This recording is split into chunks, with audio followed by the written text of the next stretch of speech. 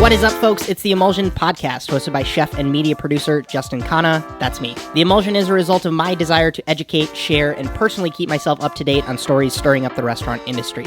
I also sit down and interview remarkable professionals that are making exciting moves in their own unique and creative ways. Fine dining, chef swaps, new gear, critiques, professional performance, balance, hospitality, as well as the occasional rabbit hole are all just a few of the topics we get into here. With the goal, of course, being that you take off your headphones or get out of your car feeling smarter, more inspired, or more connected than when you pressed play. Whereas the long ad read, you will not find that here because the growing gang of amazing folks on Patreon make it possible for me to hit the publish button every single Thursday, and I'm eternally grateful for their support. But more on that after the show. Hey, I think this episode makes today's guest the most frequent appearance on the Emulsion podcast, and for good reason, right? It's my honor today to have Ray Delucci on the show again. He's the host of the Line Cook Thoughts podcast with experience from the Culinary Institute of America. He's got an executive chef title under his belt, and recently a career transition during the time of COVID-19. I know he's not the only one in 2020 having to adapt and make changes and think on your feet and change things in your life. So we talk about all of that in addition to him prioritizing his physical health and losing, if I'm not mistaken, almost 80 pounds, which is just outstanding. In the world of chefs creating content, I really respect Ray a lot because he's got his head on straight and he's a wonderful asset to the industry. And I'm really excited for you to listen to our conversation. Small disclaimer that I want to add and semi-apologize for. I think Ray and I were both having weird internet issues during this episode, so if you notice any audio tweaks, it's because, at least for me, what I can say about my internet is that my wife was also working from home during the time of recording this, and with her job, she's got this fancy Wi-Fi splitter thing that she creates her own network so she can get on the network and keep her patient's info secure, blah, blah, blah. So it was in service of that, which is good, but then it kind of sucks because there might be some choppy bits in this episode. Anyways, regardless, I thought this episode was stellar. If you can get past the hiccups, there's tons of value. So here we go. Yep. Okay. I'm good. Okay. Yeah. How's it going, dude? I'm doing good, man. Doing good. Just, working. We're going to get into that.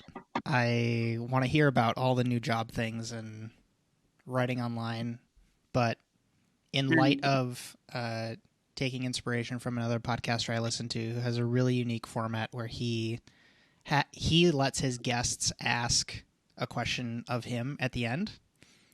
And you can, as someone who creates content and hosts a podcast yourself, I was thinking through, because this podcast is called The Emulsion, of testing out a new kind of like start of the show called First Drips, where I ask the guest if there's like a question or a topic that they definitely want to cover sometime in the interview.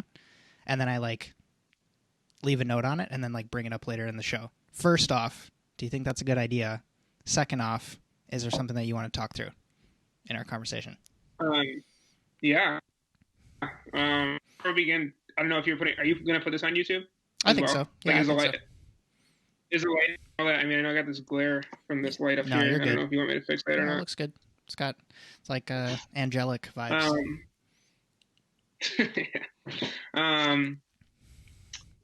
Think of a topic I wanted to get into. I mean, I was gonna frame it kind of as why we have great followings at restaurants, but why doesn't Oreo have more of a mass following than any restaurant in the country? So like Nabisco Oreos, that's a company, right? Nabisco makes Oreos. I think it is Nabisco, but why? I think the point being why. What I'm starting to get interested in is like what consumers are eating on a regular basis. The average American person.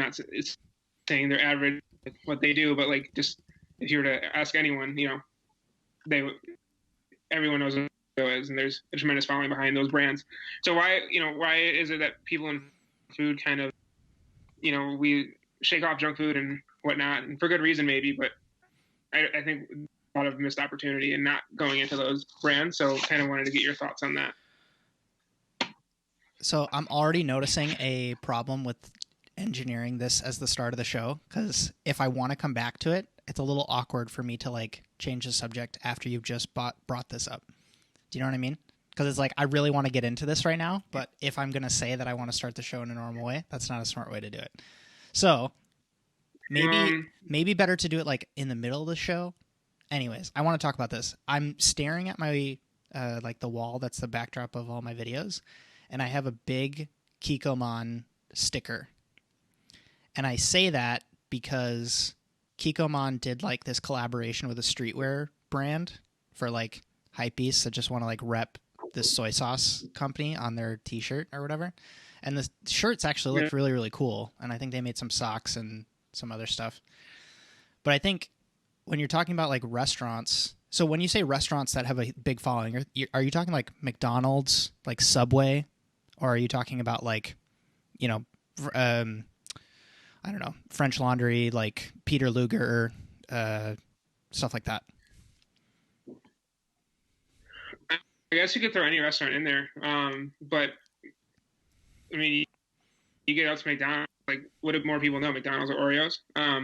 But I guess more so kind of just like what we as an industry focus on, like what a cook would focus on, what my 17-year-old self would focus on, and what would think would be super important, which restaurants are super important, but also totally disregarding the idea that people have affiliation with brands outside of just restaurants. So I guess we can talk more or less. A smaller restaurant than McDonald's, it could be a chain. You know, there's a lot of chains, like size chains, or groups, restaurant groups. But I wouldn't say something as big as McDonald's, just for the argument and kind of the importance of what brand affiliation means.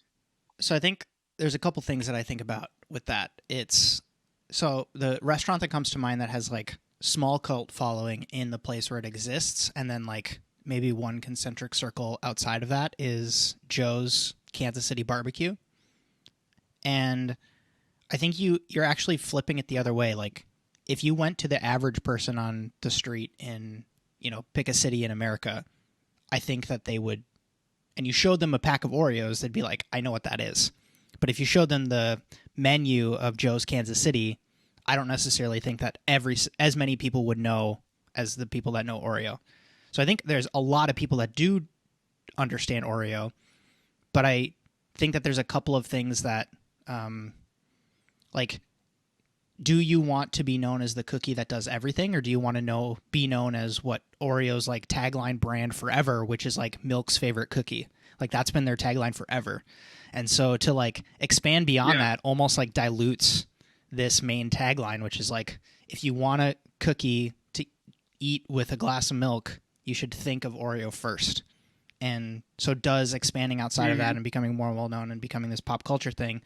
But that also being said, the amount of like crazy flavor combination, I mean, like they took a book out of Lay's cookbook, playbook, because Lay's did like these crowd-funded potato chip flavor ideas, and they just like went, you know, across the board with like buffalo and blue cheese flavored chips and just these like crazy things. And then you look at Oreo does the same thing with like holiday launches, like their Easter Oreo is always like a different color or has interesting flavor combinations, and they've tried with like different sandwich combinations. And so I don't know. I think that Oreo is actually doing quite a bit of stuff, because I think in their mind, whatever they do strategically cannot come at the expense of milk's favorite cookie. What do you think? Yeah. Yeah, I mean, I think the same thing. You know, I think that branding pushes them into like that pop culture status. And looking at this as like a cook, as someone, you know, why is Ray talking about Oreos on the show? I think what I noticed over the last few months, the pandemic, with kind of what people were buying, what people are looking to eat. You know, you look on YouTube or you look at like food reviews or just like things I've noticed. I realized that like a perfect example is like Christina Tosi, how she makes these desserts that kind of tie into like your childhood favorite snacks, and that's seen as like, I don't want to use the word gimmick doesn't fit that, but it's her niche. That's what she does. But why is that someone's niche when it's something that everyone relates to? So I just think it's a major blind spot that a lot of people in the industry have, of the ability to relate to the, you know, it's okay to go back, and it doesn't even have to be a corporate brand sponsored product. It can be a grilled cheese. It could be, you know, mac and cheese. It could be pancakes your grandma made. Like it could be any of that. So I was just, you know, that's what I guess that's what I'm trying to get at, is the major blind spot that I have for myself, and I think a lot of people have in the industry. But yeah, I mean, when you're successful like Oreo, it's all about marketing and Milk's favorite cookie. Everyone knows what that is. I mean, Milk, like there's whole ad campaigns for them debating whether you dip the chocolate in or if you dip the whole thing in. I mean, I tear mine apart. I dip them in separately, and then I eat it as whole after that. But like, so I mean, like the fact that there's debates and like conversations on that, I just think it's really interesting. And you don't want to. Obviously that's a big corporation, and I feel like that's demonized a lot. And there's a lot of the stuff that comes from just purchasing from large corporations, but there's also something to be learned from the ability to market one single product like that. So, and I think you see kind of what's been on my mind. Yeah, and I think you see it with people, any pastry chef that's ever done a cookies and cream dessert. Like you're directly going off of that flavor palette that is the experience of eating an Oreo. And that's kind of to tie in with what you mentioned with Christina Tosi's anything cereal milk related to Milk Bar. But in line with that, so two things.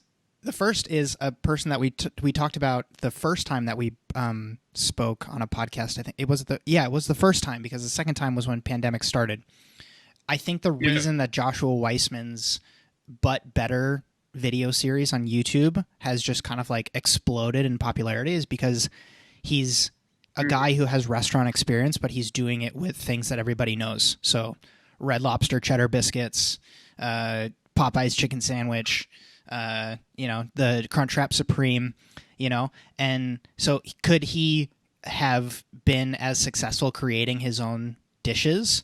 Potentially, but the actual way to scale and get a larger kind of like top of the funnel of an audience that people like actually understand what you're trying to go for is to recreate these things that are already in pop culture, and people already they hear the word Crunchwrap Supreme and they go, I know exactly what that is, versus I'm going to make this kind of like, I'm going to make handmade tortillas and I'm going to, use A5 Wagyu and I'm going to use like grilled avocado and something like that. Like if he would have created a dish like that on YouTube, it wouldn't have nearly reached the amount of people that, all he had to do was recreate a Crunchwrap Supreme, which, you and I talking about it post game is like, well, duh, of course that's going to do well. But, the fact that no one has done it to the level that he's done it is just like really, really interesting to watch. And then the second thing I was going to talk about, are you familiar with how they got Japanese people to drink coffee? I'm not. So there's like this. And I've had this, and I don't know if I've talked about this on any other show before, but the Japanese, and I don't know if it was like individual companies that wanted to see a bigger presence of coffee drinkers in Japan, but they understood that if they introduced it to people as adults, it wouldn't take off. You actually had to get people like from a foundational level of craving coffee. And so they introduced it to like Japanese teenagers. And so then, like you bring up this generation with coffee. And then by the time that they get their office job, like on their way to work, they want to grab a coffee. And so it's almost like this, you're thinking about infusing a flavor or an ingredient or, a dish style into a culture. And I'm thinking about, there's going to be a chef that comes up with a dish that they want to execute in 2040, but they introduce a candy bar that they get a bunch of kids, do you know what I mean? Like interested in this combination of like, I don't know, fig and chocolate or whatever. And they have this idea for this chocolate dessert that they want to plate at their restaurant, their fast food, fast casual chain, or however we're eating in 2040. And they get people this nostalgia factor with this kind of like combination early on in their lives. And then because that's like people that are on the top of their game talking about like the most impactful food experiences are like the nostalgic ones, the ones that touch on your memory, food experiences, whatever.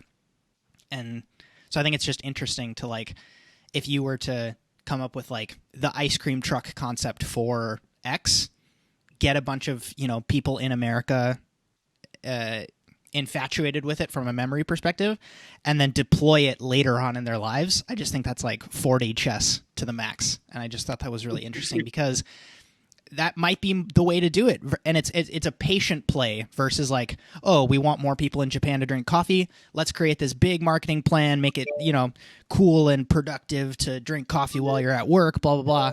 But in reality, like the Japanese didn't need another way to consume caffeine. You know what I mean? Like a lot of people drink tea, so there's no reason for them to, want coffee. But if you can introduce it to them early on in their lives, it's a completely different story. That's very, very interesting. Yeah, no, I think that's really cool. It's like almost forming a habit. Totally. For food. I mean, forming habits for food. I wanted to switch gears and ask you about writing online, because that's been more or less kind of like a lot of things that you've been working on over the past couple months, especially as pandemics hit and as you've kind of made some transitions professionally. So would you, and you don't have to go through every single piece that you've done, but I guess like, can you talk about a few of the pieces that you've written? Because I want to link to some of them in the description of this show and encourage people to read them, but then also just talk through like your motivations behind writing some of them, because they are so valuable and an interesting perspective on the industry. Yeah. Well, I kind of chat a little bit here. I'm going to actually pull up so I can the names of them correctly. Yeah, perfect. I don't remember exactly the names of all of them.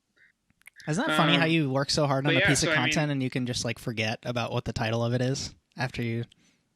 Dude, there's some podcasts that I forgot I even did the topic on, and I'm like recording halfway through, and I'm like, oh wait, I actually talked about this way back in like 2 years ago. Sounds about right. Yeah, I mean, real quick, do you want me to kind of get into how I got into writing professionally, or do you want me to just go to the pieces? Please, because I feel like there are people who are very well spoken and articulate, and maybe it's not even like they actually feel like they're a good writer, but they feel like they have a perspective or a point of view on something. And writing is such an incredible way to scale that. And I think that to explore that, going from being in the kitchen to, I mean, people don't talk about it. People do talk about it, but I talked about it a little bit with Max Shapiro when I had him on the show, of like, there's a lot of food critics and people writing about food who don't actually know food. And so I think to have the reverse happen, where you start in the industry, you get some experience, and then you switch to writing about it, you have such a competitive advantage. So go for it. Cool. Awesome. Well, yeah, so started out with writing. So I guess I always wanted to write. I guess the really quick backstory is I wanted to write since I was a kid. Harry Potter kind of shot me off into this like land of, wow, you can make people think different ways when you write. So ever since I was 10 years old, I wanted to be a writer. And like, I would just like write short stories in middle school and high school, nothing crazy. But for food writing, when I started doing Line Cook Thoughts, I was like, all right, you still have that goal of being a writer, that childhood dream of being a writer. So start writing.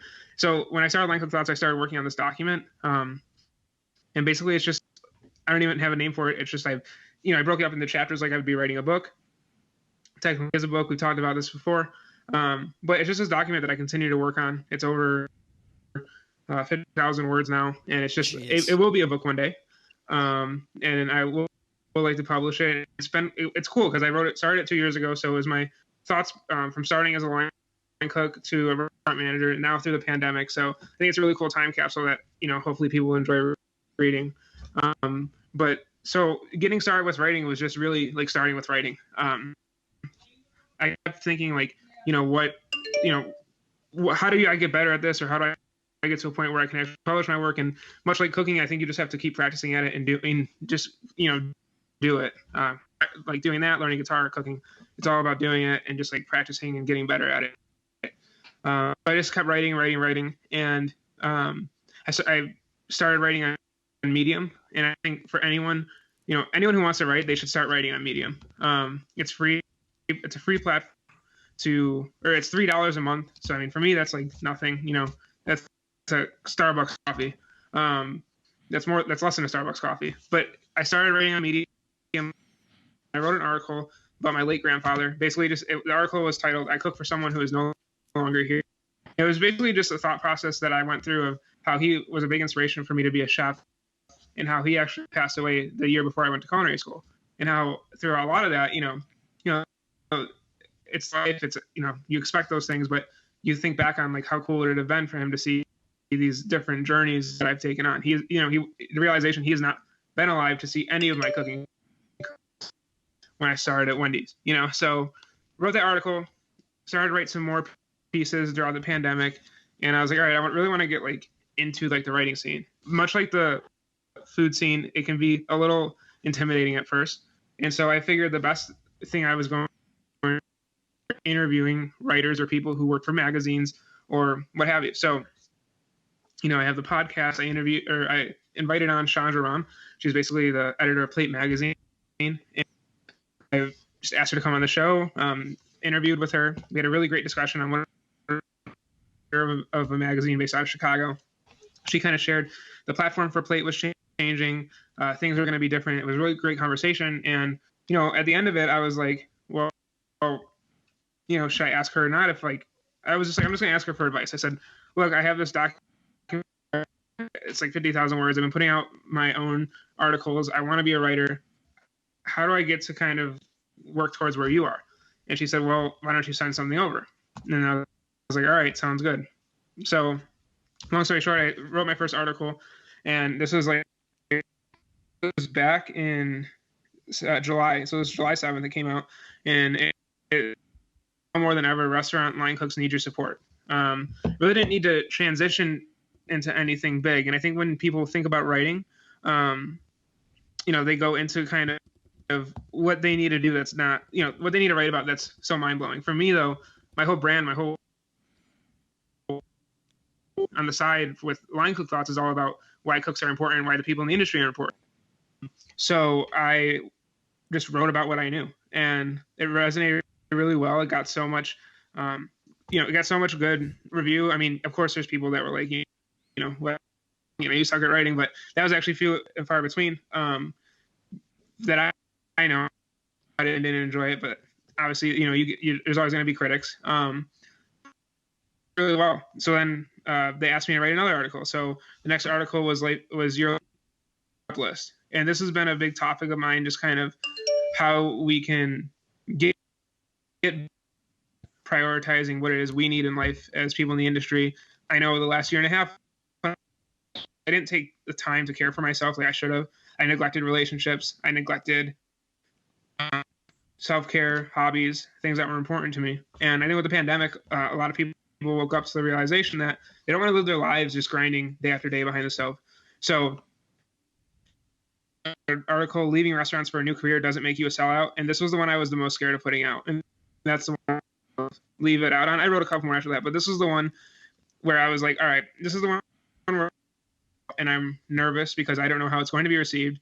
Because as you know, in the industry, it's like, we like to say it's cutthroat, but it's really, there's a lot of friendship and there's a lot of just, you know, brothers and sisters on the line type mentality. And so to talk about leaving restaurants is taboo in some cases. I know for a lot of people that is taboo. So I put this article out expecting to get just like destroyed on Instagram, like not really knowing what to expect. And Plate put it out, and I shared it. And I mean, the post sharing it got over 1,200 likes. You know, had a lot of, and really just a lot of cooks reaching out saying, yeah, I feel this way. I'm afraid to leave the industry because of what others will think, but I'm literally not paying rent. And so that for me was the article that like has been the best so far. And it's been the one that I think resonated the most with people. It felt the most good to write, but before I put it out, I was the most nervous. So I would say that like writing professionally has been great. It's allowed me to create. Plate is such an amazing place to write for. But really like the ideas that scared me the most and kind of thoughts that I had but didn't want to share really resonated well with others. So congratulations, of course, to start, because that's like, there's a lot of people who have those ideas and they're like, oh, well, I want to share this, but I don't necessarily know, like you said, how well this is going to get received, or what are people going to say? What are people going to think? And to overcome that and actually like put it out there, and not just put it out there, but do it from such a thoughtful place. I think that there's a lot of people, and I'm so glad that our conversation we had at the beginning of the pandemic was the way that it was, almost, because there's so many people who are just like pontificating and talking about things at the start of this whole thing, where it's just like, just comes off, I don't know, just comes off as not great. But what I wanted to emphasize for people is you going in for the ask when the opportunity was there. You know what I mean? Because after that interview happened, to be able to extend that and almost, it's a very vulnerable thing to make that kind of a request of like, and I just don't think people always kind of like draw that connection, and they almost think that, oh, well, if she saw that I was a good writer, she would ask me to write an article, versus you being proactive about it and saying like, hey, I'm actually wanting, like, you are the person, you are at the destination that I want to be at. You're publishing things online regularly, and I have this connection to you. I've provided value by having you on my show and, sharing you and your platform with my audience. I just don't think people think strategically in that way, and I'm wanting to kind of put a pin in that so that people acknowledge and can hopefully take some value from that approach, because I think that even if it's getting a job at a restaurant, like someone who is thinking of that first job, that they're intimidated to ask the chef, are you hiring line cooks right now, or are you hiring bartenders right now? Can be a little bit intimidating when you feel like you don't have as much value to leverage to get that person to say yes. Do you have any other things to add there in, that ask that you made to her? Yeah, I mean, I think that's a tool that I've used a lot since starting, I think, my professional career. I mean, I did a lot in high school. I did a lot in college. I'm just like being like, hey, can I go to that meeting, or hey, can I go see that demo?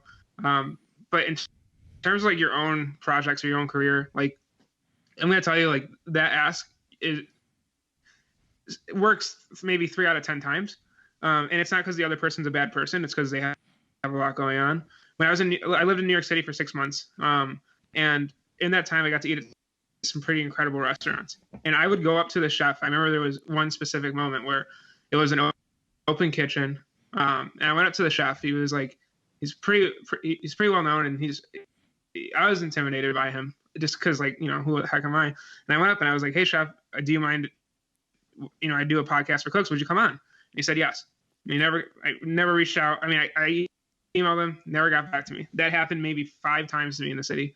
And it's not that those people, maybe they just said yes. They'll be like, not, to avoid anything that uncomfortable. More, I thought they're really busy, so, like, don't have the time for it. But then there were a couple people that did say yes, and like that, like, changed how much of a reach Line Cook Thoughts has. So, like, that ask is super important. It doesn't work every time, but it needs to, in my opinion, it needs to happen every time in order for you to get some chances. For me, I think it's a 30% shot of a yes, in my opinion. For something like a podcast or an article, like, hey, can I have your business card? Or hey, can I have a stage? Might be a little bit easier, but like, to do something that provides them value, but it does provide you value, I would say it's about a 30%.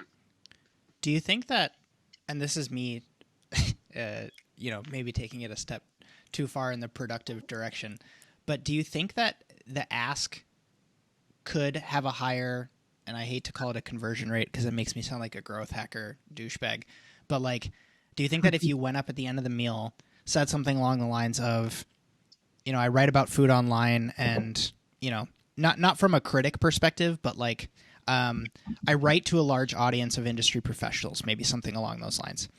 And I'd love to, email you about feedback on this experience. I had a really good time. Could you then kind of like almost like open the door? Because what I'm thinking about is like someone running the pass, they either need to like get back to the thing, or what's at hand, or they don't have the mental capacity to like actually weigh, is this a good idea? Who is this guy? I've never met this person before. But you could almost like provide extra value from like the perspective of, I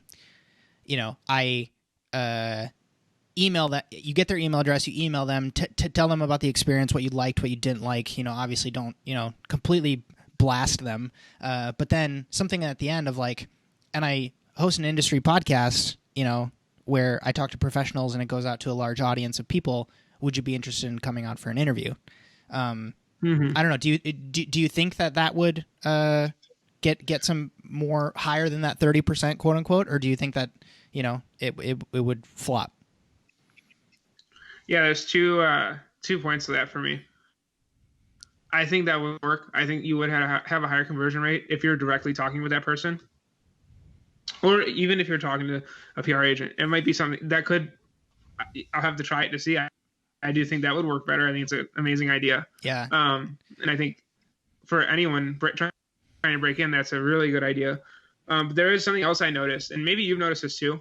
You know, we talk a lot. I feel like everyone talks a lot about supporting independent and, you know, supporting those small content creators or independent restaurants, or whatever. But I feel like actions leads to us being more comfortable sometimes going with bigger brands. And this isn't like me hating on bigger brands, or if people have done podcasts. Like this is just me. What I've noticed is it can be very difficult as an independent creator to get someone to come on your show, especially when you ask that person and they're like, and then like next week you see them on like a major food media outlet. So, and of course, I mean, it's more reach for them. It's more exposure for them. But I do think it's something that, like, when you are creating independently, the no does come more, just because you're not backed by anyone, even though it's like cool to say that we support independent creators, which I think a lot of people do, but it is a lot more difficult to get, especially more established people. And they have good reason to be, these big brands, they have a reputation and they have like a track record, and so do you, but not as many people know it. You know, what if these people go on your show and you decide you wanted to hack up their words and spin a completely different, segment on what they were doing just so this person could get like go viral. That's the reality that a lot of people like think about. So it's just a give and take with it, and it's something I've noticed. I'd like to ask you if you've noticed that and kind of what your thoughts are on that. Couple things. I think when you're talking about, and that's why I think it's important to position it when you approach this person, of being as clear as possible and having like that elevator pitch ready to go. Because in the same way that a line cook might be thinking about like, hey, do you have any jobs here? That's not a great question. Do you have any availability on the kitchen team at the, lower levels of the brigade? I think that's a more targeted kind of like question for someone to ask a chef if they approach them in person at the pass after dinner. So to say something along the lines of like, oh, well, I have a food podcast is kind of the same bad question, because I'm thinking through like Splendid Table and Line Cook Thoughts versus, like Splendid Table versus Line Cook Thoughts versus the True Geordie podcast.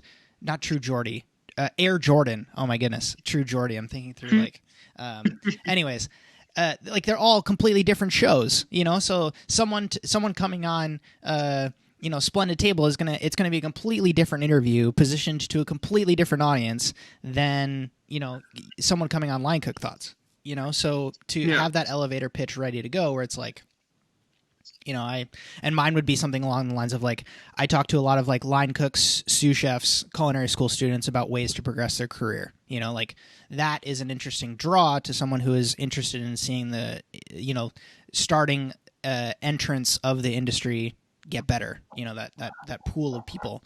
So there's that. Yeah. And then the other thing is like, I always think about this from the perspective of like, if you have someone who either has a massive following already, do they have that much to gain from being on your show? And if not, how can you make it worth their while? And then in the reverse too, where maybe they have 200,000 followers on Instagram. So let's do a different number. So they have 2,500 followers on Instagram. It's actually better for those people to go on your show because you have a bigger Instagram presence than I do. But if someone is like, wanting to launch a course or do anything gear related, like they're probably better off coming on my show, because and so what does that person have to gain from being on your show based on who your audience is? Because I don't actually want all that many people who listen to like, traditional food podcasts, I guess, to listen to the Emulsion, because it's not the same type of show. And so I guess think about that as you're approaching people, and this is to people listening, of course, like what does that person have to gain, and does it map with their goals? Because I'm thinking about like, if someone has a book coming out in a few months, the more exposure they can get and tell the story of why they made the book, the better. Versus like, if someone is only caring about butts and seats at the restaurant, I don't think that being on either of our shows is going to help with that, because we just don't, that's not the audience. We have a global audience of people who are busy as fuck working, long hours in the kitchen, and they just want to like get some industry news or, hear from a different chef's perspective or, learn something. They're not trying to find, what the hot food in Austin, Texas is, right now. And so keeping all of those things top of mind, I think is really, really valuable. Yeah. And with that, like what you're saying too, is like with someone like a large following, what do they have to gain coming on my show, for example? I'll use my show for example. And so like, there is that question. I mean, I have more to gain if I get Gordon Ramsay to come on my show, So if he says no, I can't be mad at that. You know what I mean? And it can't discourage me. I just have to be like, all right, that was a shot that didn't work. But I've had plenty of guests on who are, well-known people. And I mean, it's just, for me, it's just like life will give you what you need at certain points. And you just have to be able to like take those chances when they come. But it's not going to be yes every time. And so like for me, I used to like be really resentful in the beginning, but now not resentful, but just like, oh, why wouldn't they like want to come on? This is such a good idea. But then I realized that like, I would be wary of going on someone's new show because are they going to follow through? Or do they have a good audience? Do they have a good track record? So yeah, I guess. And I didn't do a very good job of articulating that specific reason of why, like, make it worth their while or it's not worth it for them to come on your show, from the perspective of, I think about like, have you seen people who do like the book tours on like Good Morning America? They go on the Ellen show, like they just do like the same interview over and over and over again. And like, that's why Joe Rogan took off, because he actually sits there. You'll get like, an hour and 53 minutes into the interview, and they've talked about, like banana plantations and like, I don't know, like traveling to, the Caribbean and that one time that I went hunting in Canada and whatever. And then all of a sudden, 2 hours into the thing, you're talking about the book that they're on tour for. And that's why people like Joe Rogan. So could working with you, could collaborating with you actually lead to a different type of content? So like Gordon Ramsay actually gets thoughtful questions from someone in the industry versus someone who wants to talk about like, what's the worst kitchen nightmare you've ever had? You know what I mean? Like this stupid question that like he's been asked a million times and it's on record. Like it already has 1 million views on YouTube from him talking about the same thing that these journalists or reporters or interviewers ask him all the time. What if you were to ask him about like, hey, I have this great story, like, in touch with my grandfather, and then that got like me introduced to cooking. Do you have any connections like that to like older members of your family? Like I don't think that he's been asked that all that often. And so I always try to keep that in mind as I'm thinking through, like, as I listen to podcasts with other people, the amount of times I hear, oh, that's a really good question, I've never been asked that before. Like, that is an asset, because now that person who, is quote unquote out of your league they now have a new piece of content. You provided value to them, because now, how cool is it if you chop that up, that like, I've never been asked that before. It's a little 8-minute clip. You send them that as an email and say, hey, thanks so much for coming on the show. You can share this on your YouTube channel, and then they put out new content that their audience, gets excited about. And then you get the kickback because like you're the one that, had the guts or the creative energy to ask them that question. So I think that like, even if it seems like someone is out of your league, you can still provide value if you approach it from like your unique angle. What you mentioned something in line with the last article that you touched on, with cooks reaching out to you, and that was almost like your measure of success. And I'd be curious to hear your thoughts on like how you judge success for a piece, because in the age of like, how many likes do you get, how many views do you get, like how much money do you make on a sponsorship deal? I think that's a really interesting way to think about it. And I will sometimes do the same of like, if I send an email newsletter or, post a video on YouTube, what is the comments section like is like a really interesting metric to evaluate a piece of content by, that you can't exactly like present as a deck to a brand and say like, hey, this is exactly what, like, so I think about it from I had this video that I did with Chrome, the knife roll, and I asked, my question for people to enter the giveaway was like, how long is your commute to work? And it's one of my best performing comment sections because I made it easy for people to comment, and people actually got in the comments and like had conversations, and like I rank that as amazingly successful. But yeah, how do you judge success on a piece that you're working on?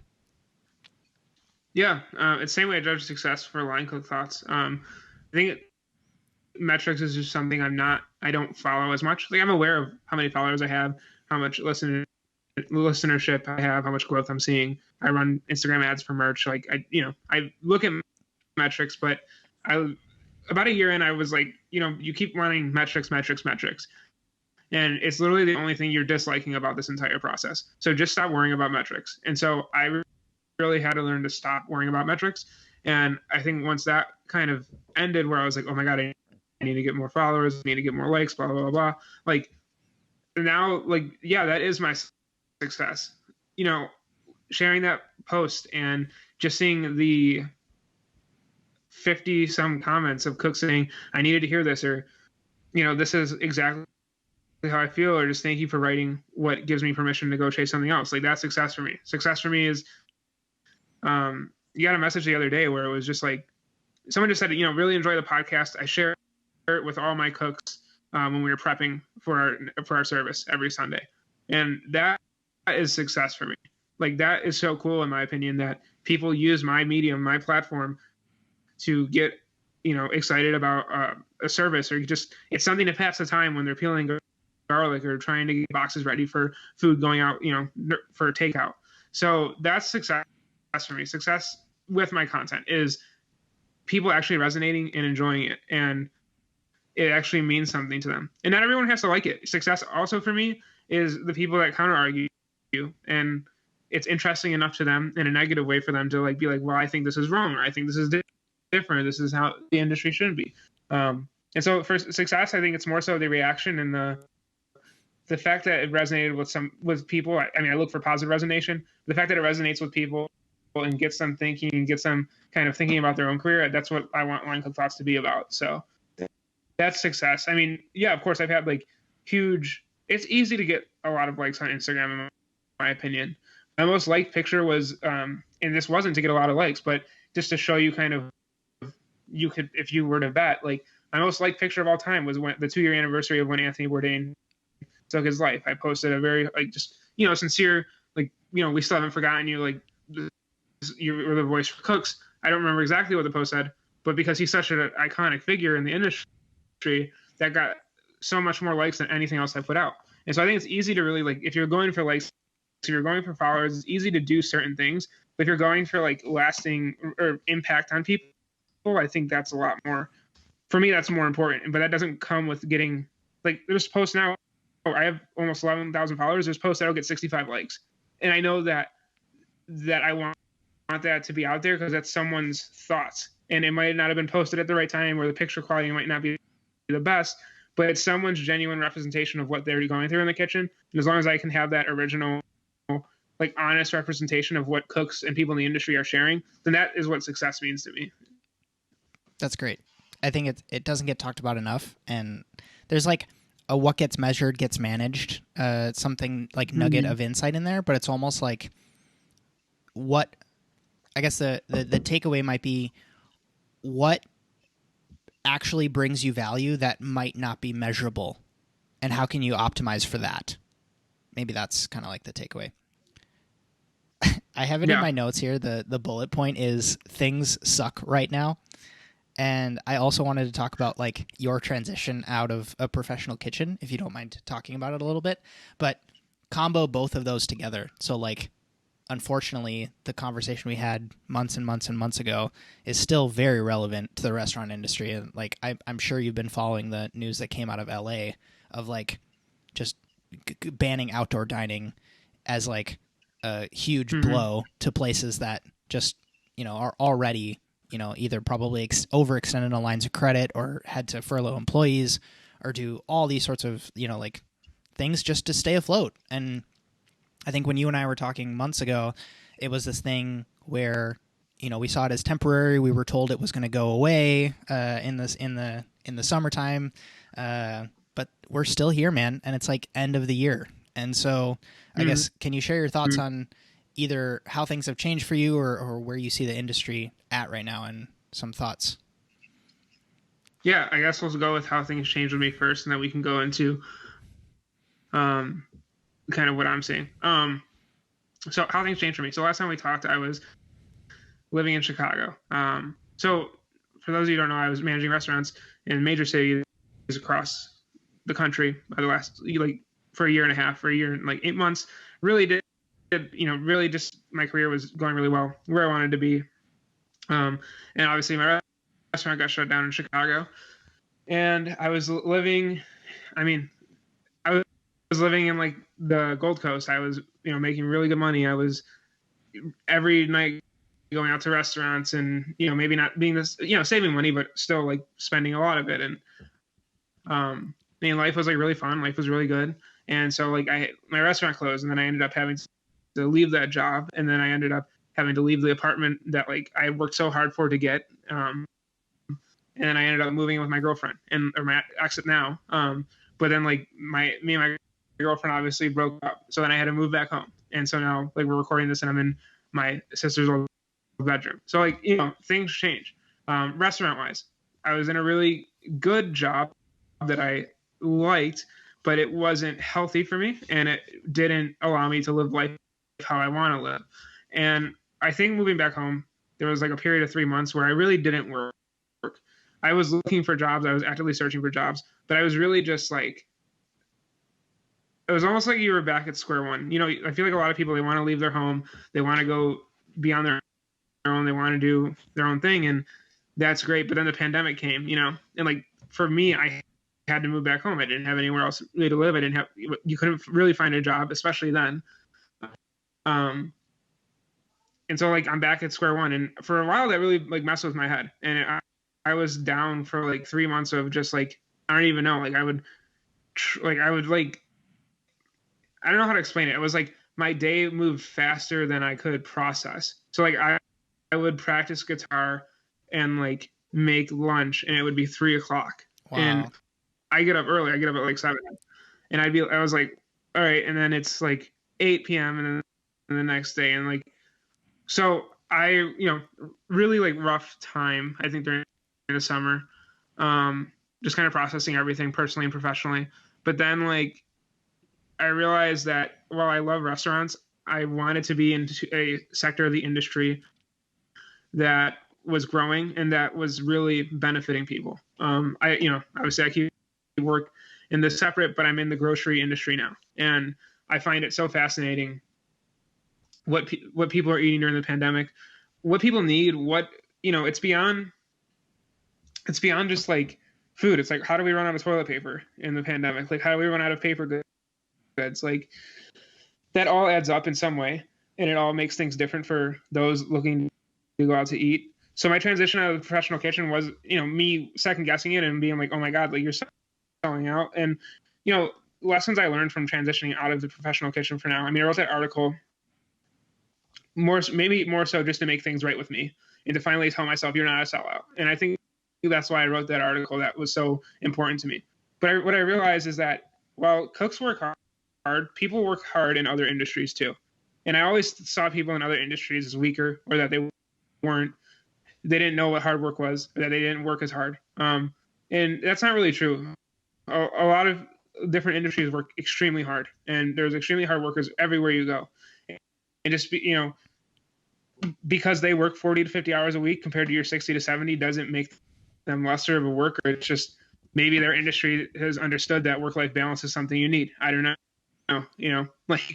but so learning that there's hard workers everywhere, learning that you really can't, for me, I couldn't be confined to just being a cook or being a chef. And if I'm going to really enjoy my career and enjoy where I go, I need to be able to do more than just be one thing. I've always been someone who tries new things, get into new. I have my core hobbies, but then there's things I've tried. I got into, really getting. I still play guitar but really got into guitar over the summer. And then like 2 months ago, I really got into sports cards. As you know, the sports card, I mean, you may know, the sports cards has been like super insane. And I got into really Pokemon got into cards, that. man. Like I'll show you my binder someday. I don't know if you're a Pokemon guy too, but I'm not a sports card guy, and you don't have to be a Pokemon guy. But yeah, I feel you. I'm there. I'm right there with you. I got burned up Pokemon, No. so I'm not really deep into the lore. I guess a quick thing is I pulled the Dolphins rookie quarterback. I pulled a pink mosaic card out of 10, and I got it graded, and it was worth $1,500, and that's kind of what got me hooked on like the card game. Damn. But that's a different podcast. It's a different topic. Yeah. But like the ability to work and then still have hobbies and then still be able to do things outside of that. So that's been a big change. It was a very tough change. It was a lot of growth. It was a lot of different thoughts. It wasn't perfect. There was a lot of nights, I'll be honest, where I sat up and I was just like crying. I was like, why am I in this? Like, what happened? I play the game where I always go back a year and I'm like, what was I thinking and doing a year ago? And a year ago, I was living in Chicago in this overpriced apartment and in the middle of one of the most beautiful cities I've ever lived in. But now I'm home with family, but I'm with family during a pandemic. And that's something I'm grateful for. And I'm home for a holiday, whereas last year I was alone for Thanksgiving and Christmas because of my work and what I had to do and my responsibility. So the change was good and bad, but I have kept a positive outlook on it, and I'm moving forward in a positive way. And I'm really taking advantage of having a schedule that allows me to have things where I can record podcasts and write articles and play around with sports cards if I want to. I just went hunting this last weekend. I saw that. There's so many different things. I've never been do. hunting before. I'm jealous. Hunting is something that I think for me, if you're going to, I don't want to say things that are abrasive, but it's always been important for me to be able to take the life of an animal if I'm going to eat it. I've done it with pigs, cows, chickens, and now deer. This weekend being the first deer I've ever harvested. And so, yeah, I guess the little short tangent into hunting is I think it's a lot like cooking where you have to have a lot of self-discipline, but in the opposite sense, you have to sit out in cold weather. It's uncomfortable. There's a certain level of discomfort that comes with hunting. I'm never able to stay warm when hunting. I'm always freezing my ass off. And it's like when you're sitting out in 30-degree weather waiting for maybe something to walk by you, it can be like it took me like this was probably the first time where I was ever able to discipline myself enough to sit outside. Sure. But like, I guess not to stray too far away, it's been things like that and experiencing different things that have really opened my eyes to like, whoa, cooking is cool and it's something I love, and food is cool and it's something I love. But it's not what life is all about, and there's so many other things that you can get enjoyment out of. So that's kind of been how I've been and how things worked. Before we get into the future, was there anything you wanted to touch upon in that like 5-minute rant? Yes, I have been taking notes. So the first piece is to, and as we're talking, I'm just grateful that you're kind of giving me the airtime to like. I feel like in some respects, I sometimes like will shepherd these ideas that I hear on business podcasts and, entrepreneurial books and strategy, mindset, psychology things. And I like bringing them up in conversations like this because I think that it's things that don't get talked about from, a mental models perspective or, like I said, psychological things that people don't always think about in the industry. But because it is my industry, like I totally understand why some of these things apply. So, if anybody the things that I'm parroting people's books just for the sake of it, it's because I really do think that these crossovers are where the magic can sometimes be. And I think you're noticing that too, as you're transitioning industries and dabbling in other things. Like the experience you have as a chef actually can apply to guitar or hunting or, like filling out a spreadsheet even. So the first thing that stood out was Jason Fried has this company called Basecamp. I think he's also out of Chicago, if I'm not mistaken. And he has this thing that he talks about the difference between hard work and challenging work. Have you heard that rant before? I have not. So he talks about like, in the tech startup space, there's like this idea that, we work so hard. We work 80 hours a week. And he's like, we don't actually work hard. Like we sit at a desk and we like input some data and we have some meetings and we, build features and we code some stuff, but it's not hard work. Hard work is like the person who if you've ever seen like videos of people harvesting grapes for, during wine season, like, the prep cook who's like lifting the fucking huge stock pot and straining it over a big, strainer, or like unpacking ingredients, or, doing the deliveries, like your delivery driver works hard, but challenging work can be like emotionally draining. It can be like mentally exhausting. It can, like cause you to really have to take a step back and be like, damn, I am like just like fatigued from doing this, but like it's not hard.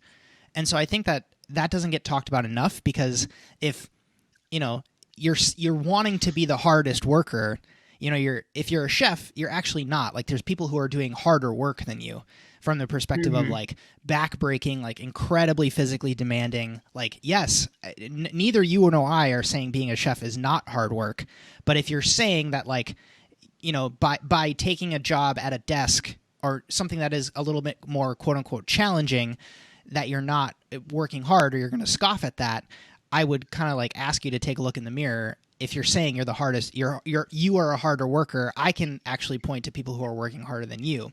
And then on the flip side, like, don't take challenging work and say that it's not also, like, do you know what I mean? Like, it's not actually difficult, because challenging can also be, taxing, and on the positive end of that, it can be more rewarding, like, because you're putting more at risk, like you're potentially providing a lot of value, because if it's challenging, that means that the barrier to entry is there, because not a lot of people want or strive for challenges. And so as you're talking about some of those things, that similarity kind of came up for me, and I want people to ponder that in their own lives as they're thinking about like wearing this badge of honor of, I work really hard, or people that don't work like me aren't working hard, because if you're solving challenging problems, you're also doing great work. That was the first one. And the second thing was in relation to me. When I moved to Seattle, I was really thinking like, I really want to do this media thing. And I came to terms with this, and I always would tell myself this in my moments of doubt. I would always tell myself, you can always go back. Like, you can always find another sous chef job. You can always, like, send your resume out to people.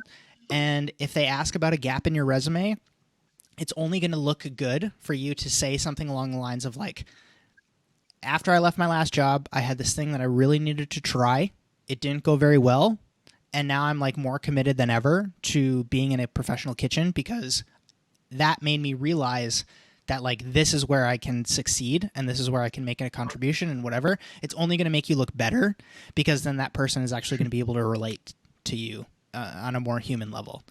And so as people are thinking about, can I leave? Should I leave? What happens if I leave?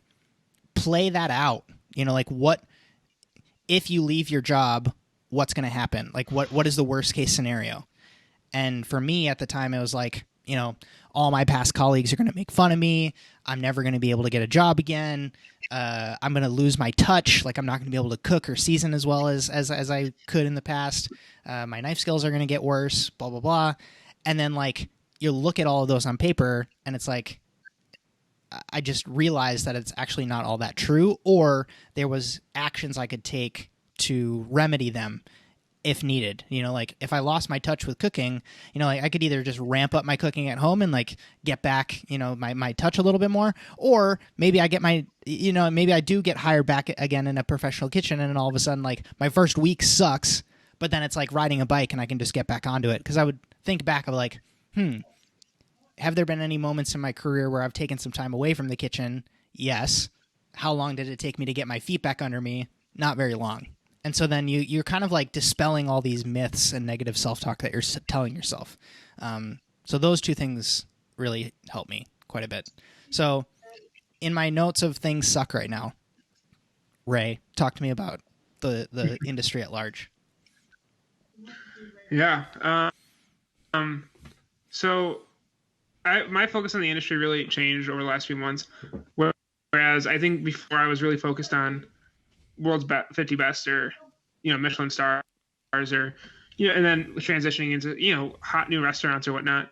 But now it's more so kind of the bigger picture of what food means to people.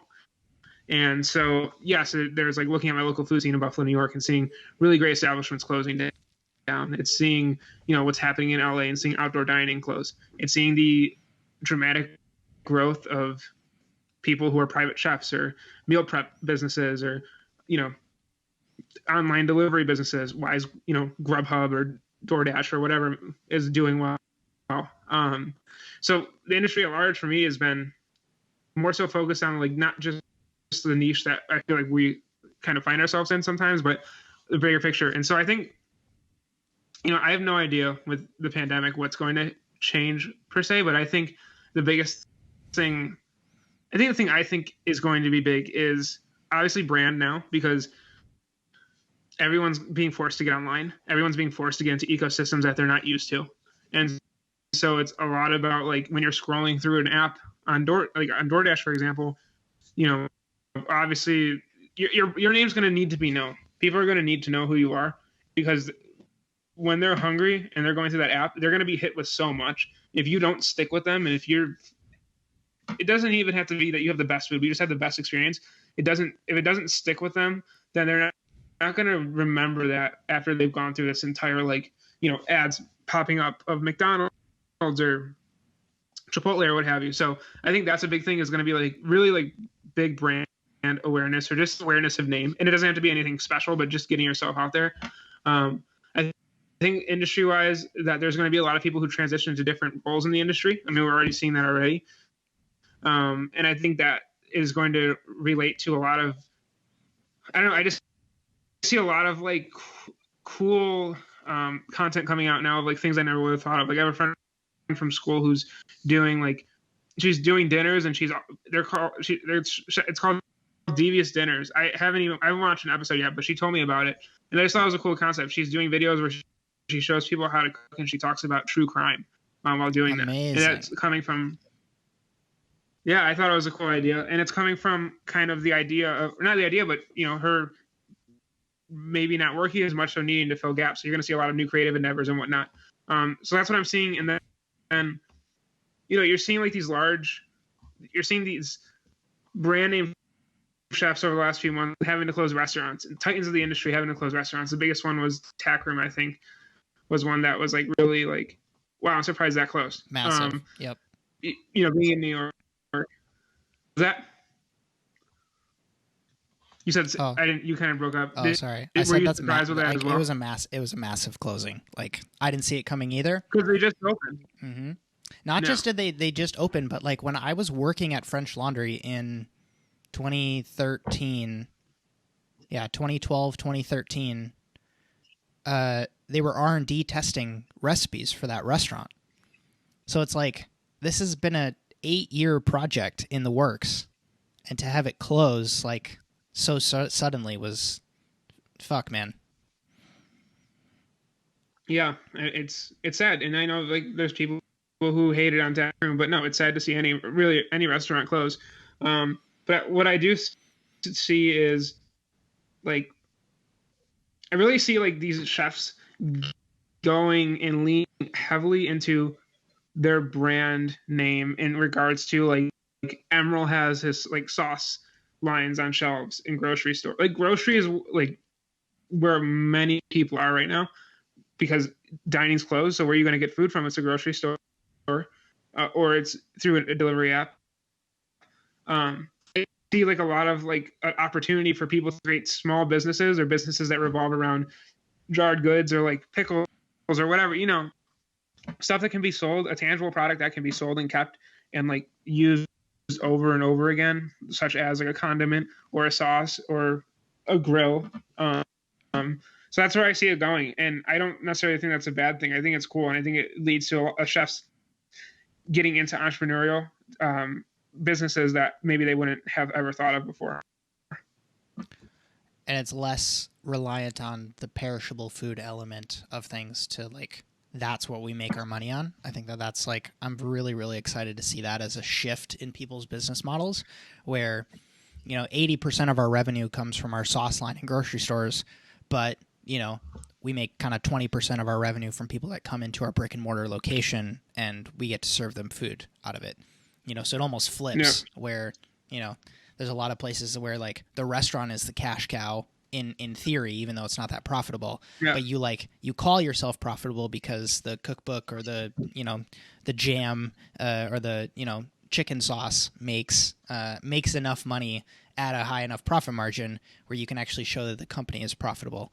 Because I think that the positive cash flow and the increased profit margins allow for a lot more of the things that you and I want to see more of in the industry, from, better lives for chefs, increased benefits, shorter work hours, all of these sorts of things.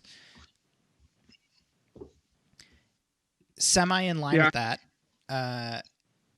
you've had a great kind of like last 18 months of prioritizing your physical health.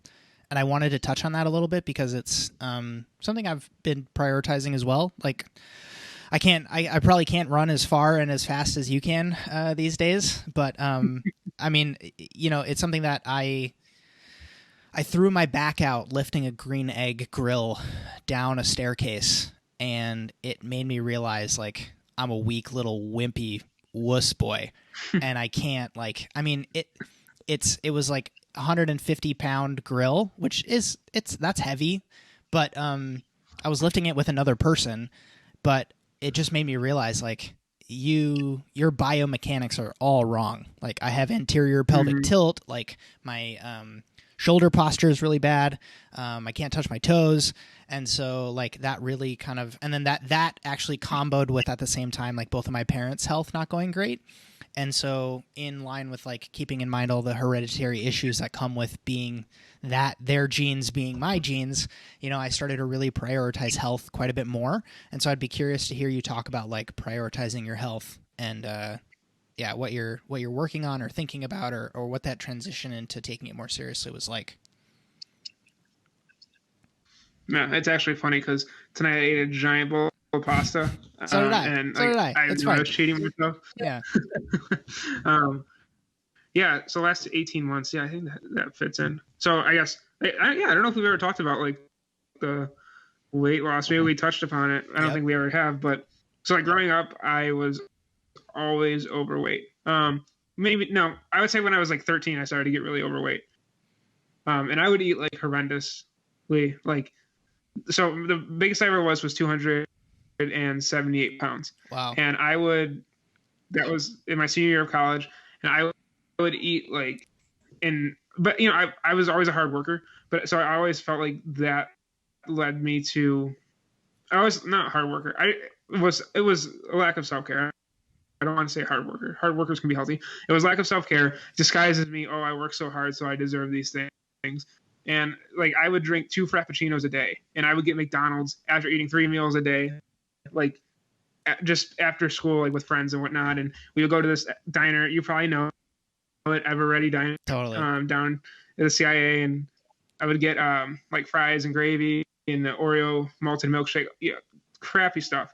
And so when I graduated high school, or when I graduated college, I was like, I really need to like get this under control. I'm unhealthy, I'm overweight, and I hated how I looked, and I hated how I felt, and I hated, it's like the little things, like especially if a chef is overweight, maybe, it's tough, like putting on chef weights and like wearing an apron, and that apron hiding kind of your figure and kind of you wanting to just wear things that really conceal like what you feel. That's how I would always feel. I would always be uncomfortable in chef weights because white clothing doesn't tend to lead, to you looking the slimmest. So, and at least in my case, it didn't. So that was always like on my mind, and I always knew I needed to get under control. So I really focused on eating first. And it's hard when you're in the industry. It's not easy, but really a lot of self-control, a lot of like not eating after work, and which was like, I say that for some people and it's probably unheard of, but I literally would not eat after work. I would not eat after like 9 o'clock max if I was working a Saturday night, but usually 8 o'clock. I wouldn't not eat. So I really long story short, I lost all that weight. Right now I'm at 202 pounds, but the lowest I got to was 195. So That's stellar, that's man. 78. Yeah, thank you. So that was like an 80-pound loss up to 202. So I dropped all the weight and I started working out, started exercising. When I started managing restaurants, I dropped the exercising because managing restaurants was in itself an exercise.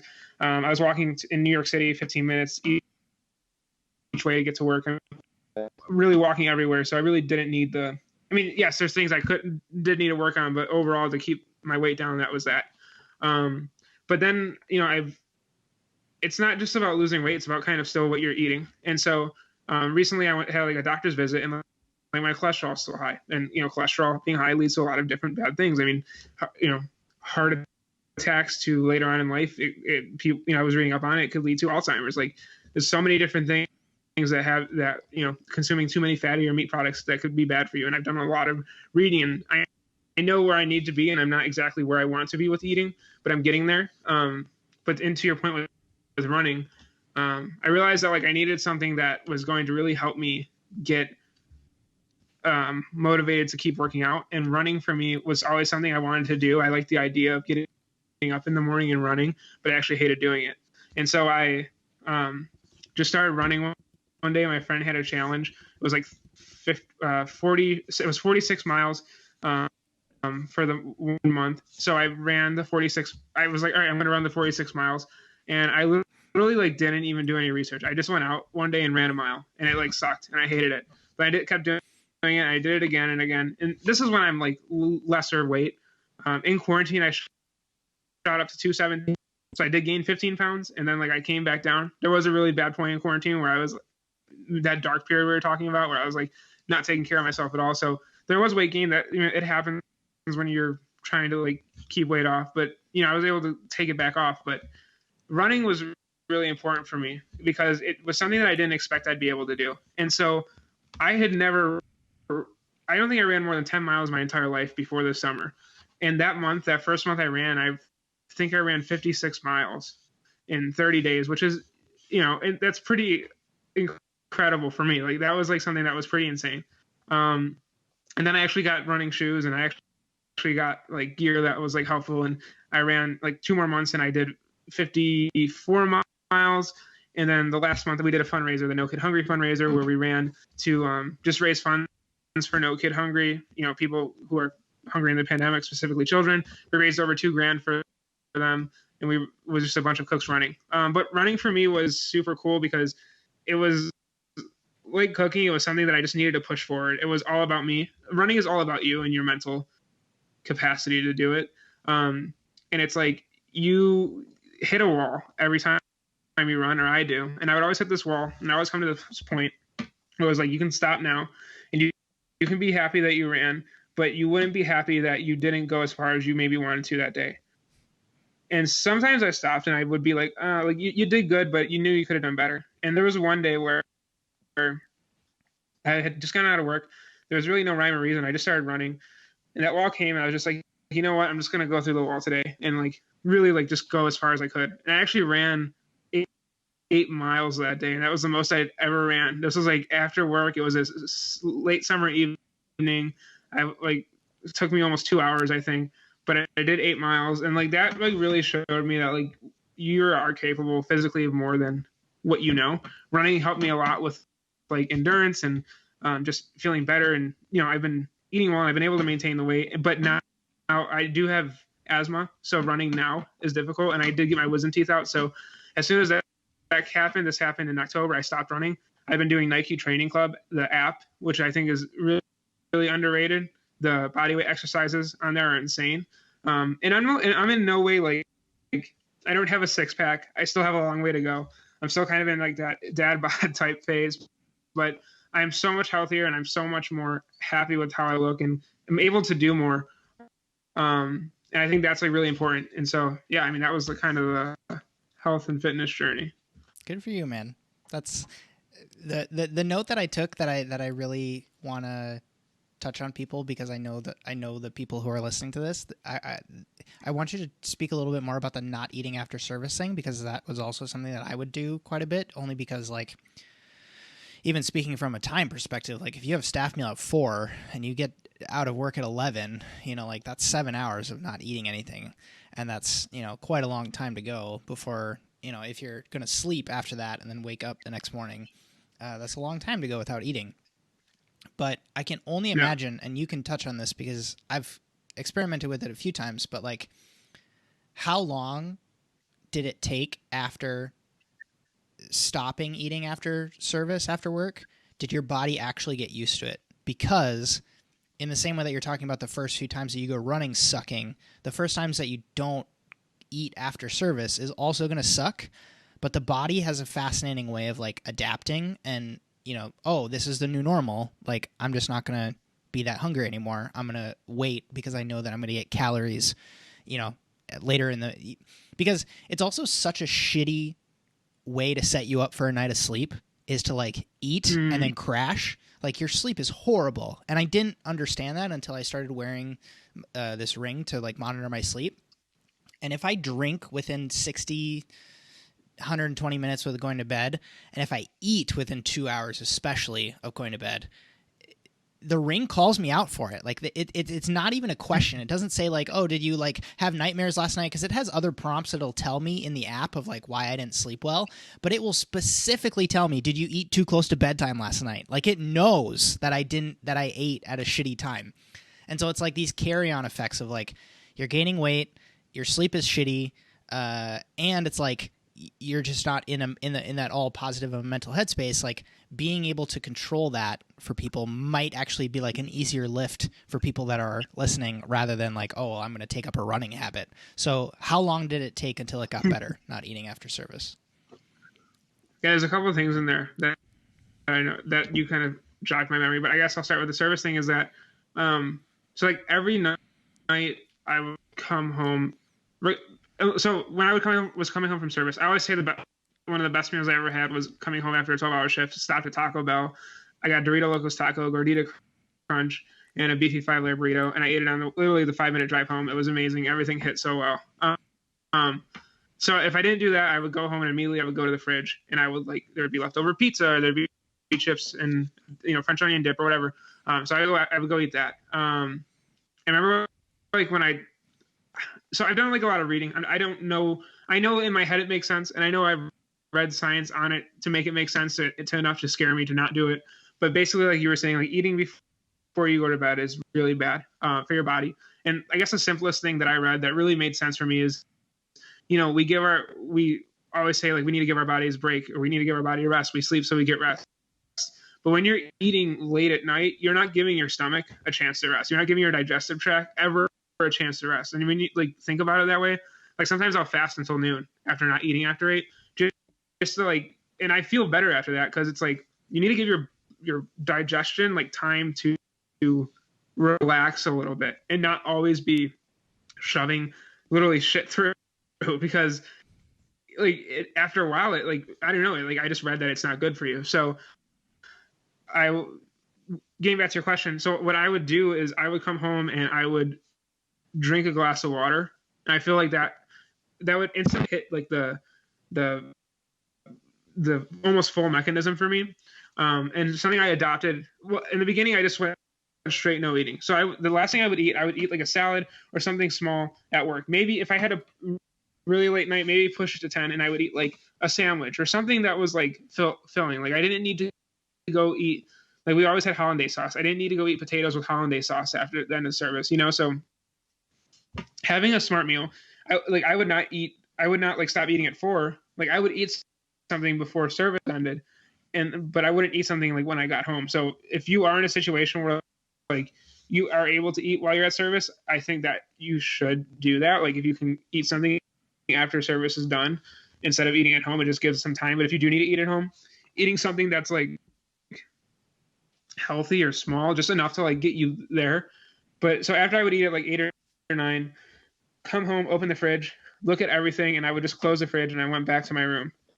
And I also didn't drink either. Like I would always like drink a beer or something. So it'd just be straight water. And I just did that for like a week. And I just set a goal for myself. Do it for a week, say how you feel.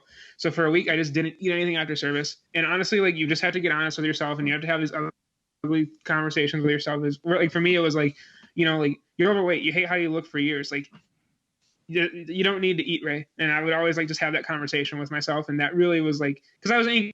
I was hangry. I wanted to eat something. So, but it literally, like, after a week, it took literally a week, and then my body was fine with it. Until the day I left for New York City, I still, every time I went home, would go into the fridge and look out of, like, that was a habit I couldn't break. I literally, as soon as I walked through the door, it was right to the fridge. I would just look, but then it was almost like, haha, I'm not eating any of that good looking food in there tonight. But I do think, like, now having gone through it, a big thing that helped me, a big food that helped me was dark chocolate. So when I was managing restaurants for the last year and a half, I would always have either two things at night. I would always end it on a sweet note. I would always have a couple pieces of really, like, dark chocolate, 70 to 80%. Or my favorite thing are these, it's called Outshine bars. They're like frozen coconut bars. Interesting. And I would have like one of those. Yeah, they're like 80, I think they're 80 calories. They're just the right amount. I would have it at like 8:30, 9 o'clock. It would be fine. And then the last thing you touched on was sleep. I was in a really interesting position where I was opening kitchens. So I'd have to be to work at 5:30, 5:15, or like 6, 7. But I really do think having a bedtime does matter. I would always be in bed by 10:30 the max. Even now when I work, when I'm working the next day, I get to bed by 10 to 10:30, because sleep is so important to kind of build. When you're tired, you can't think right. And I feel like for me, when I'm tired, I just give into things a lot easier, such as food, bad cravings or what have you. So yeah, I'm definitely, like, the biggest things is like having that small go-to at night, I think, is important if you do need to eat. Not starving yourself, but also realizing that you'll be fine to not eat that night and you'll make it to the morning. And that, like, it's the biggest thing that I didn't touch upon, which I'm surprised I didn't. It is normal to be hungry. And I think for my whole entire life, up until like 2 years ago, I thought it was okay to be hungry. Not starving, but like hungry. So it's okay to be hungry. You're going to eat eventually. So, like, that was the biggest thing. You can be hungry. That is a normal human being feeling. So yeah, that's kind of how it changed for me. Should make that as a t-shirt as part of your next challenge. With all that. I mean, so the biggest point that I can empathize with on the stuff you just spoke on was, like, I haven't struggled with weight personally in my life, but anyone who's kind of like been out to eat with me knows that even if we've just like completely crushed a meal, I can still obliterate a dessert. And even if I'm cooking at home, like, I've just made like a big bowl of pasta, like you're saying, and like, even if I'm full, I can still crush a full-size candy bar, or, they're like 2 chocolate chip cookies or whatever. Like, my sweet tooth is so massive, and that dark chocolate tip, or like using dark chocolate as a substitute for like the normal sweet that you're going to reach for, is like, I don't know what it is, man. There's something in that that's just like magical. It just like completely curbs the craving. And it's also like, you don't feel like a gloat at the end of the meal. And I don't know, that's really like helped me with, not eating so many sweets, because it's just like, I love sweets. Like I can't, there's no other way around it. It's sweet, but it's also bitter. And I think that bitterness. Yeah. Like, it's like a punctuation mark for your body. Like, your body knows, like, that's the end. Yeah, that's really, really interesting. Well, and peanut butter too. Yeah. Peanut butter is a big one. Yeah. Because that's like, it's sweet, but it's also like savory, and like, it's like fatty. And so, like, it's almost like umami with peanuts, right? Mm-hmm. And so when you have that, it's like a nice ending point, and you don't really need to go anywhere else with it. But when you have something super sweet, I feel like it's like, even the coconut has some sort of that like savoriness to it. But like, when it's something super sweet, like a Kit Kat or like a, whatever, like a Snickers, like, it's just on a scale where you just want more and more and more. Yeah, you can just keep going. Yeah, that's crazy. Yeah. I'm going to get into some rapid fire questions, and then I'm going to let you go as we kind of wrap up here. What is one thing that you've changed your mind on in recent memory, or since we've last spoke? One thing I've changed my mind on. I'm thinking, because there's a couple of things, but yeah, I think a big thing is that I don't know if I've changed. I think it's how I've changed my output on something. So yeah, I'll change my mind on it. I've been reading a lot of like about Stoicism. I know this is something we share an interest in, like Ryan Holiday's writing, and I'm currently reading Meditations by Marcus Aurelius. I just ordered it for really, Kindle. I just got it like 2 days ago. Yeah, 2 days ago. It's brilliant. The best thing I've changed my mind on is the idea, and it's very hard to practice, and every day I fail at it, but there will be a day where I can master it.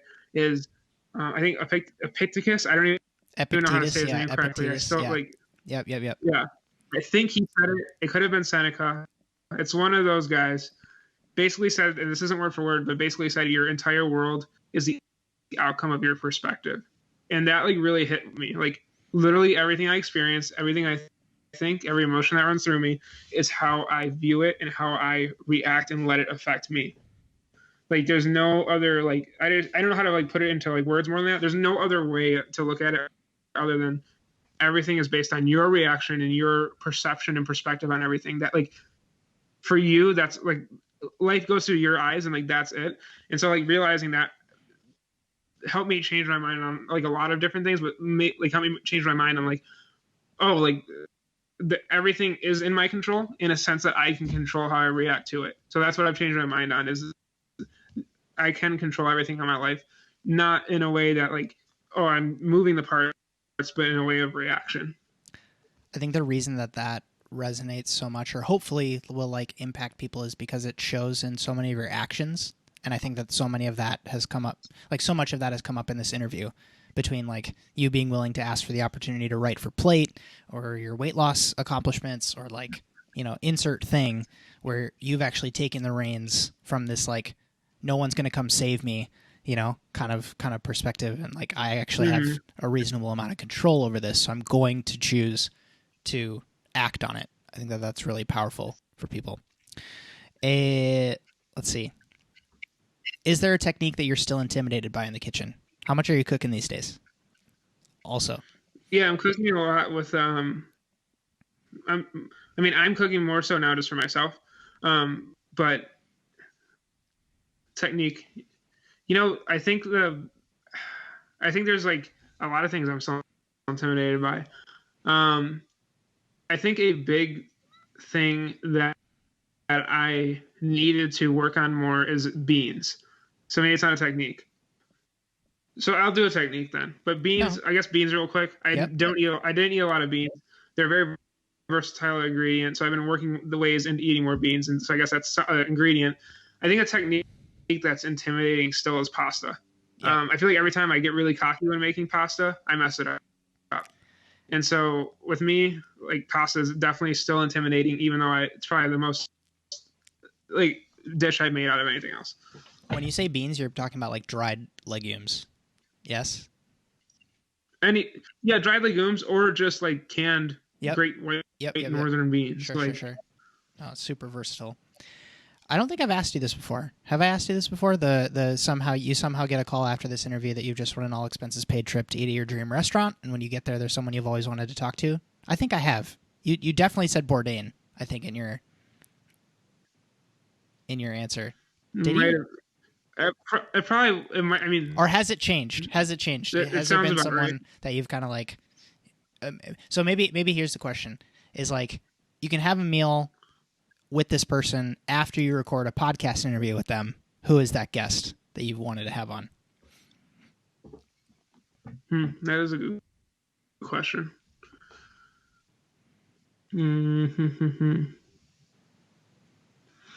I mean, obviously Bourdain would be someone. I think that would be interesting. Also to eat with the guy. To have on for sure, would be ridiculous. So ridiculous. I think my answer though would be my grandfather. Okay. I think it would be very cool, and not just because of like a nostalgic thing, but more so it'd be because he was a chef as well. He was a chef in the Navy. I think it would be very cool to like actually have the conversation in the language of chefs and cooks with him that I never actually got to have with him. So I think that would be something that's cool. Is like to just be like, oh, like I know what roux is and I know what hollandaise is now. Like, look at how we're cooking now. You know what I mean? So I think that would be a cool meal. Totally. anything you want to leave people with? Obviously, links to all of your stuff's going to be down below, but if there's anything, I'm going to point people to read all of the stuff that you've just put out that we've kind of referenced in this, because I think it's like really, really valuable for people. But if you have anything that's launching soon or you want to direct people towards. Yeah. Nothing really like launching soon. I mean, I just came out with new merch. So if you go to linecooktoss.com, you can buy a Line Cook Nation mask or shirt. But no, I mean, there's two things I want to leave people with. The first thing being that right now, I think it's very important, in one person's humble opinion, someone, 23-year-old, I don't even know what I am anymore, just someone in the food industry. I really do think that we're going to have to adapt, and that everyone listening to this at some point is going to, with everything going on, someone's going to have a different job that's not in the kitchen. So be ready for it and embrace it, and realize that you have so many different skills and assets and just abilities that translate well into different roles. But like you were saying before, and something I need to leave with it, is like, there's a difference between hard work and challenging work. Was so true, because in my new roles, I can't just go in and work hard and things just happen. I need to think. I need to like take a step back, take a moment, maybe take a 15-minute break to actually think about what my next move is.